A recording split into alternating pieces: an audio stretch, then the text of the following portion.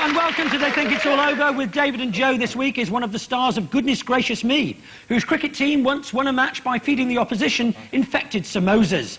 He's now been called up by Lords to do the catering for the Australians during the World Cup. Sanjeev Bhaskar.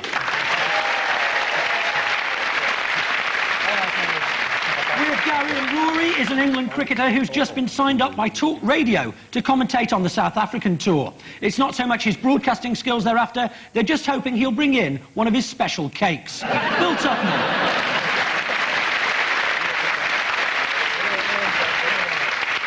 Now, we begin the show by asking the teams to guess what stories lie behind a pair of goal celebrations. Gary, Rory and Phil, it's the team Joe Brand supports for you, Crystal Palace, scoring a rare goal against Bristol City last November. And Bradbury's got clear here, a real chance, and he places the ball quite beautifully. And Matt Jensen joining in on what appears to be some sort of one-foot dance. So that was Lee Bradbury slotting the ball home, but how do you account for the celebration that followed? Was that the first leg? Yeah.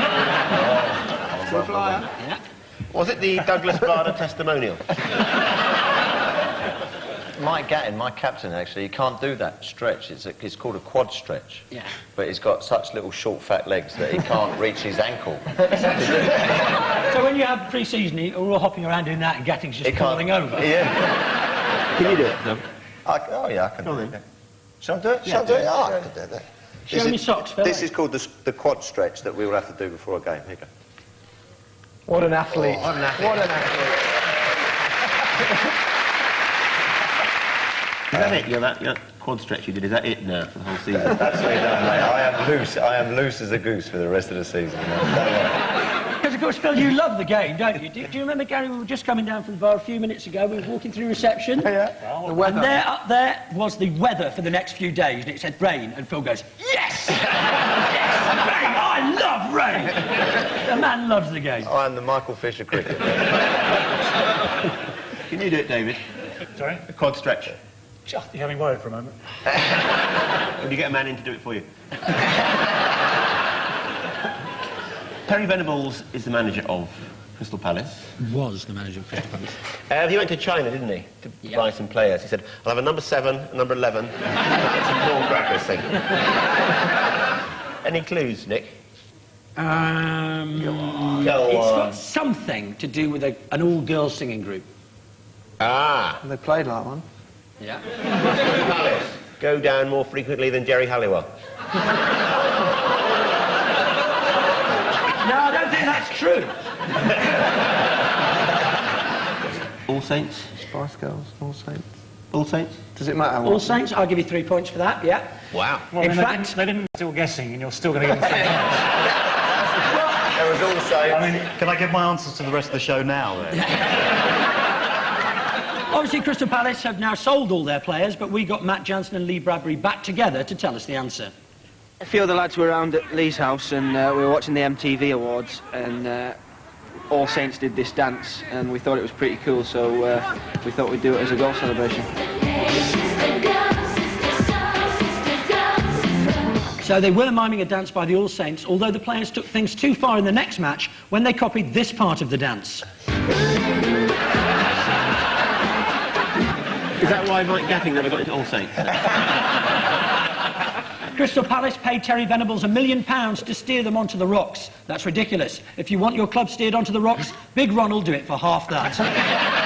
David, Joe and Sanjeev, for you we have Brazil striker Ed Mielsen scoring last September with a Gary Lineker special. Good position for Atletico Mineiro, and the ball gets through, and this is Ed Mielsen. Had to dig it out a bit, but they take the lead in this local derby, and he's taken something out of his shorts, which he appears to be eating. So, Ed Mielsen there appearing to take something out of his shorts, but why, David's team? They've got the right man, haven't they? It wasn't John Wayne Bobbitt. Ruthlessly topical. First time I've seen it on telly. I couldn't actually think of any other blokes that had their knobs cut off recently. Oh, Gary had. I'll tell you what it is. It was a carrot that he pulled out. Oh, because I thought it was a finger of fudge. I also thought it was quite small, what he got out of his shorts, wasn't it? I used to keep a picnic hamper in my pants. suppose most players actually play with a vegetable down their pants, don't they? Yeah. What did you have down your shorts? He had a when leak. you played?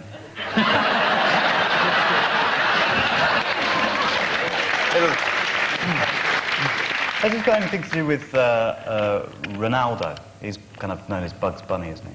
Bugs. What, so you think he put the carrot down there to encourage Ronaldo? I wouldn't go there. I believe it. They got 3 points earlier on. Has it got something to do with the nicknames of teams? Yeah, quite possibly. Something to do with carrots? Ugh. I don't like carrots. No. Because they're vegetables, aren't they? And they've got no calories in them, so they're horrible. Is it the opposition who are called El Carota or something? Yeah, something like that. Some of the opposition's nickname there for you? Yeah. I'll give you 3 points for that, yeah. We asked Nielsen himself to explain. Comemorei o gol cenoura devido para motivar o clássico e o símbolo do América foi nada melhor do que comemorar comendo a cenoura. So he ate a carrot because the opposition, FC America, were nicknamed the Rabbits, although surprisingly Phil Tufnell's never played for them. We were assured of this by Ed Nielsen himself, who has a keen interest in cricket. Você conhece o cricket? Não, nunca ouvi falar do cricket. David Bowie. Não conheço, mas eu amo. Ed Nielsen carried the carrot in his pants on the off chance that he scored a goal. Mark Hughes had the same idea, but by the time he finally scored for Southampton, the carrot had taken root. Other famous sportsmen have been known to stuff vegetation down their shorts, including Phil here, who stuffs vegetation down his shorts every time he goes through customs. And so, at the end of that round, Gary's team have 3 points and David's team have 3 points.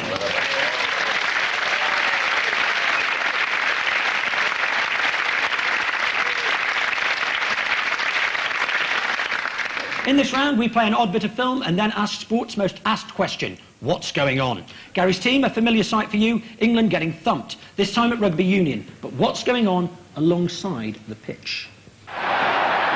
Beautiful slip by Horan to Burke, and Burke is in here. A try under the posts. And he's picked up by Ben Turum, and he's over 52-0.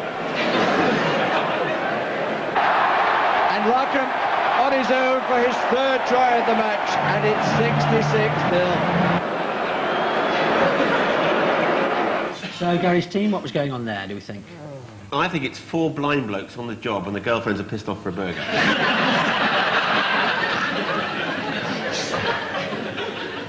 No? No. Are they, when they're doing the press-ups, they're not Robbie Fowler's fan club, are they? Obviously not. It's a workout. The Australians are very keen on it, aren't they? I've got the Elle Macpherson workout routine. Seen that? Oh, fantastic. It works as well. My muscles have really improved.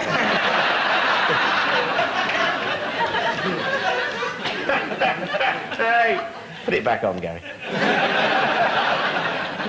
It's the game when England were Thrashed, really roundly weak team, thrashed, weren't they? yeah. And were they doing the amount of press-ups that the Aussies were going to score points? And Yeah, I'll give you 3 points for that, yeah. The idea was that every time Australia scored, 4 local lads would do press-ups to match their points total.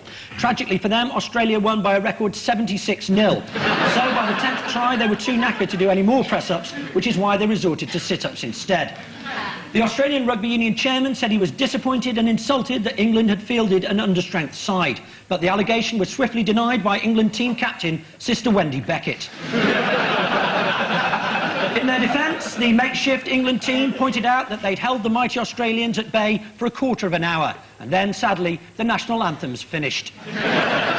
David's team take a look at this unusual sport.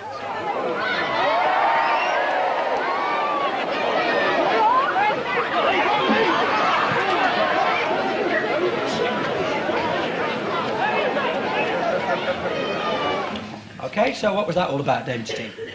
Is it like a really big family trying to get their ball back from a grumpy bloke next door? That's what it looks like, doesn't it? Someone in Sunderland just won a tenner on the National Lottery. Is it David handing out the Maundy money? On his estate? not Aussie Rules chess by any chance, is it? It's not very far away, yeah. Is it the opening of the new Manchester United shop in Guildford? Is it just a load of people having a fight? Because that's what they like That is what it doing. is, but I need a more specific description. Blokes. That doesn't narrow it down, really, does It's it? an annual event where two bits of a town throw a ball about. This is and Midlands, and it's sort of got to be. It looks like it's a bit like the sort of the Hallison bottle kicking. That's Leicestershire. This is obviously down market from there, so it's probably Derbyshire. Oh, well, I'll give you 3 points. That's Derbyshire gone for you, isn't it? I'll be in Derby on May the 15th. Sorry. Down market of Leicestershire.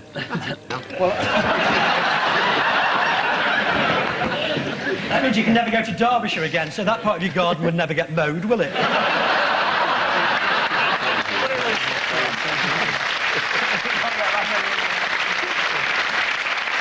Yeah. Well, in for a penny, in for a pound. It was a bit of a wasteland anyway. We're still here. Yes, that was the annual Shrovetide football game dating back to the reign of Elizabeth I, played by all the male townsfolk of Ashbourne in Derbyshire. The goals are 3 miles apart, and apparently one year Gary Lineker played and scored with a simple 1 mile tap-in. The game is played between two teams of a few thousand players, the uppers and the downers. It's the most uppers and downers ever seen in one place, with the possible exception of Paul Merson's bathroom cabinet. And at the end of that round, Gary's team have 6 points and David's team have 6 points.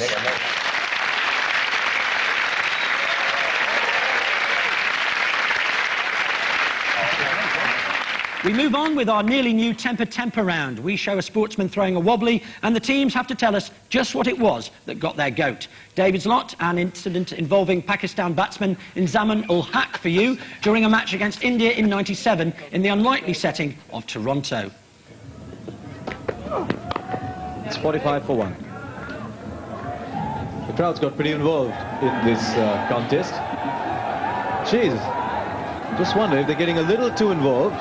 That looks like Inzamam ul Haq has gone into the crowd. Now that's very, very unusual. Just taking in low hands. This is sensational, and I'm not sure it's the best thing to happen. Hey, that is very, very ugly before. It's not looking good at all. Excellent. So, what do we think had riled him there? Such a lovely, gentle game, cricket. Yeah. It's Inzamam, by the way. Inzamam. Yeah. Well, he was obviously going for an Indian. Only you could say that on this team. That's why I said it. That's why I pointed it out. That's why I agree with you. Did someone We're in getting the on fine, crowd... yes, I think so. Oh, shut up.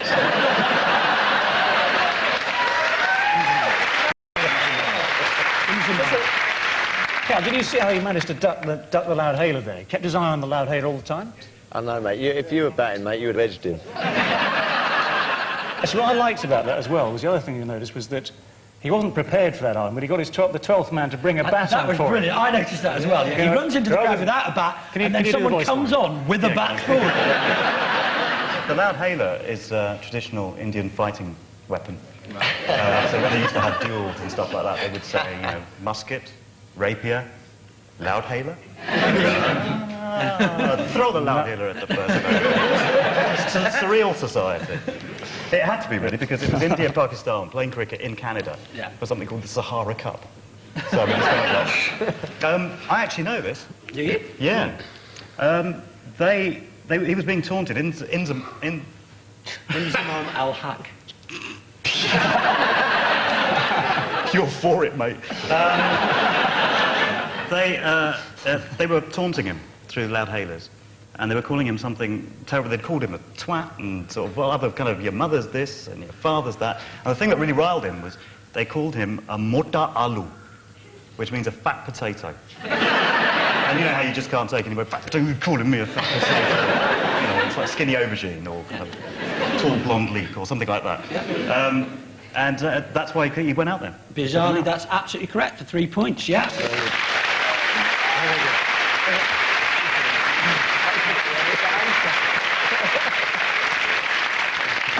Yes, indeed, the object of Imzamam's fury was a spectator who called him a potato over and over again through a megaphone. At first, it was only one man shouting potato, and then another man shouted potato, and so it went on, potato, potato, potato, potato, and eventually they had to call the whole thing off. Gary's team, your subject is perhaps basketball's best-known transvestite ex-lover of Madonna who changed his name to Orgasm, Dennis Rodman, who started to weep at his own press conference and then walked out. It's amazing that I'm not going to never win in this game of basketball, right? No matter what I do.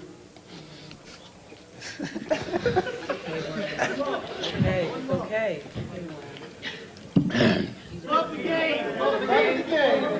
That is.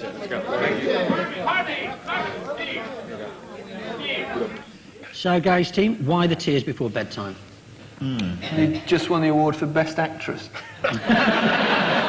Had he just had his willy pierced? This is something to do with all that jewellery, isn't it?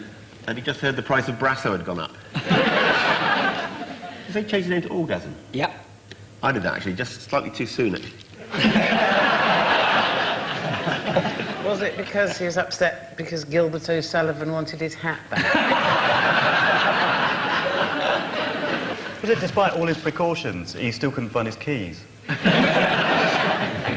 Had you just heard that Kings Lynn had only managed to draw at home against Ilkeston? Well, you laugh, but it affects the whole community, that sort of thing, you know.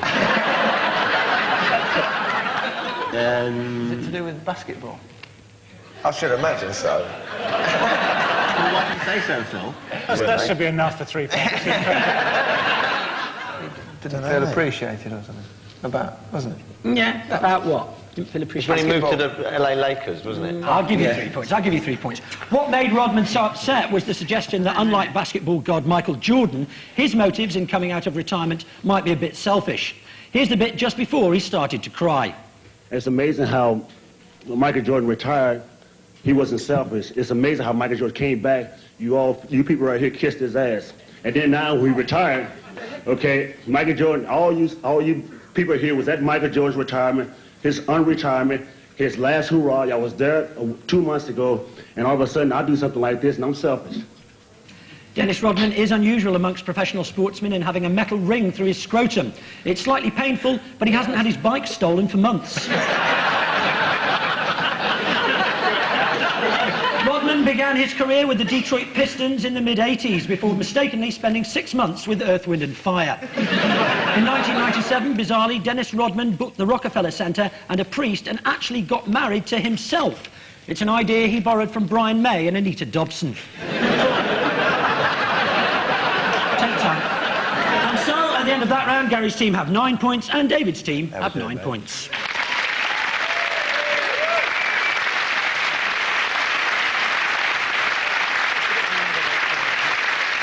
It's time for our regulars to feel up a sportsman under the cover of darkness. It's David and Jart first. If you'd like to take your positions, put your blindfolds on. Taking your blindfolds with you. What a fantastic shirt that is, Joe. Oh, Have I seen you on Oxford Street singing Harry Krishna? Okay, positions, please. And can we have our first mystery guest? Please.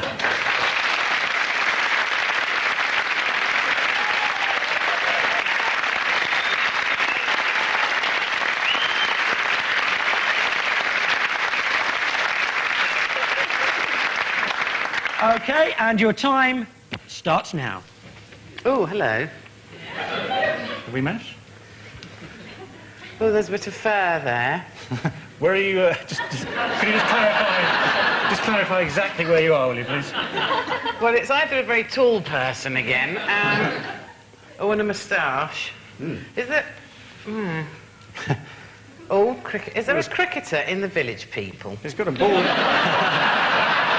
Well, he's got a ball in his hand. So he's a bowler. He's giving us clues. Not Naomi I've Campbell, no idea is what it? that is. Well, it's a bit of ermine and someone with a moustache. Is it a Queen Mum before they depilated her in the morning? Oh, really? Sorry, Your Majesty. So you got what? Cricket, and is this meant to be Lord someone then? Possibly. Well, we've got Lord Cowdrey, obviously not him because he's got a moustache and Ugh. Is it W.G. Grace? It's the only one I know.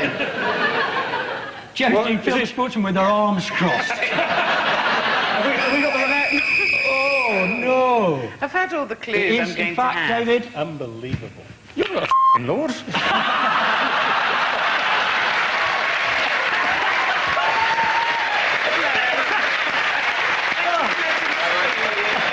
Yeah, that's excellent.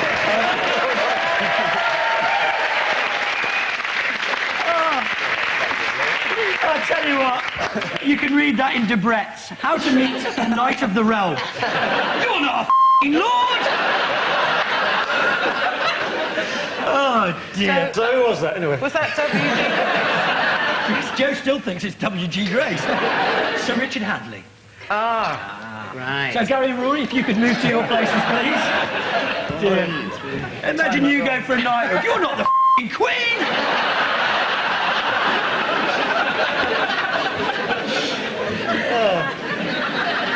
OK, rivals on. And can we have our second mystery guest, please?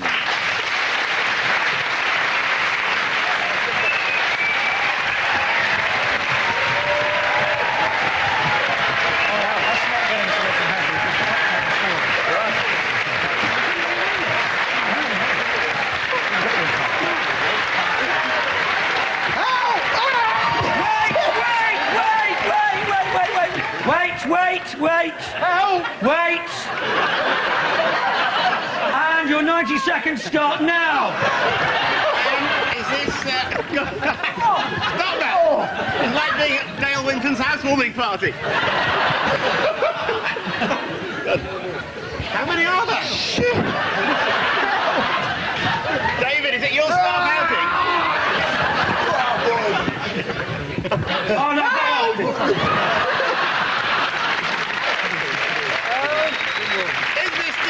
It's the old firm game. It must be the uppers and downers of Shrovetide Ashbourne. That's 3 points!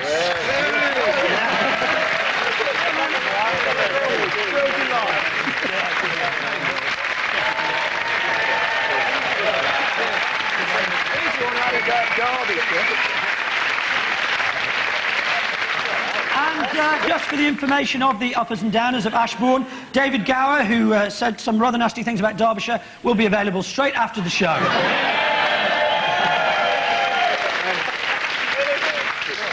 They look like awfully nice people to me, those people. All of a sudden, well, you've got a choice between them and Richard Hadley. You're not going to win, are you?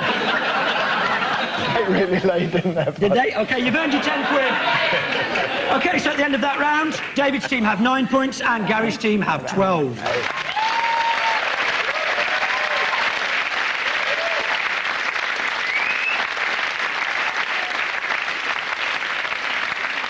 We end with the name game. The team in the lead goes first, which at the moment is Gary's team. So can you pass those along to Rory, please? Phil? Let's go. As many names as you can in the next 90 minutes. 90 minutes? As many... We may as well, it's a short show. As many names as you can in the next 90 seconds. Starting now. Basketball player dresses up as women. Lots of... Rodman. Yeah. First name? Dennis Rodman. Yeah. Bloke who can't do quad stretches. Yeah. Mike Gatting. Ex-Crystal Palace manager. Terry Venables. Yeah. First name, same as Redford, the actor. Warren.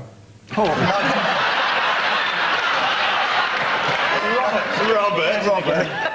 Second word, French for cook. A cook, you know. Chef. And he cooked. Somebody cooks hotels, by the looks of it. D'Hotel. Chef d'Hotel. Very good. Yes. This is. Who's he? I don't know.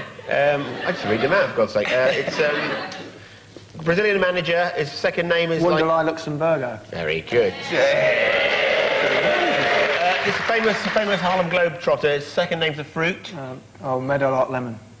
Yeah. Very good. Oh, This bloke has the same surname as the last person. Lemon. Yeah. His first name is the same as the prince. The prince who's... Nassim. No. Yeah. Third in line to the throne. No. Andrew. Yeah, Andrew. And his middle name is what a chicken does. I mean, the noise a chicken makes. Peck. Cluck. Cluck. Yeah, that's right. I don't know why it's called. It must be Andrew rhyming Cluck slang. This is. Thank you.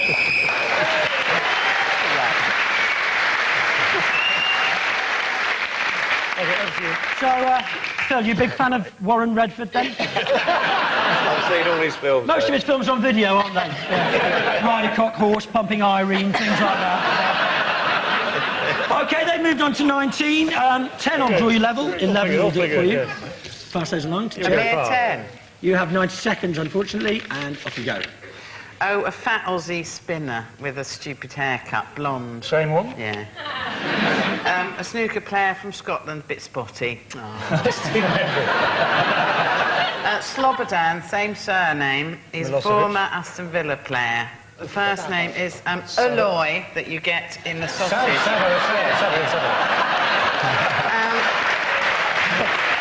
Pakistan cricket captain. Was a Macron? Yes. Man United defender, Dutch. Yep. Yeah. Stan. Yeah. Beautiful. Oh, a Crystal Palace chairman. Second name, what's that made of? Gold. Plastic. Goldberg. Yes, thank you. My husband will have you. OK, this is a... Well, there's something to look We've forward not been to. introduced. That doesn't matter that you've not been introduced. This is a modern pentathlete, and this is what you do if you put a cat in the fridge. The first name rhymes with shitty. And the second rhymes with killer. Kitty Chiller? Kitty Chiller, very good. Oh dear. Don't hold back. This is a well-known male problem down the genitourinary clinic. And the first name is a shortened name of Richard, meaning a todger. And if something comes out of it slowly of a liquid variety... Dick premature ejaculation. Well, was a track called Dick.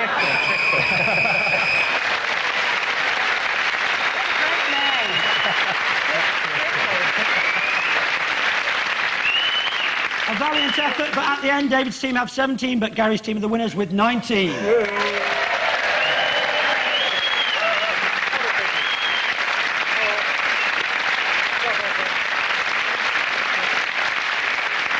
So, it's goodbye from all of us, and it's goodbye from our friend Ed Mielsen. David, essa é pra você, diretamente do Brasil. My word, that's a big one. Our thanks to Gary, Rory and Phil, David, Joe and Sanjeev. We're all off to chew on David's carrot. My name's Nick Hancock. They think it's all over. It is now.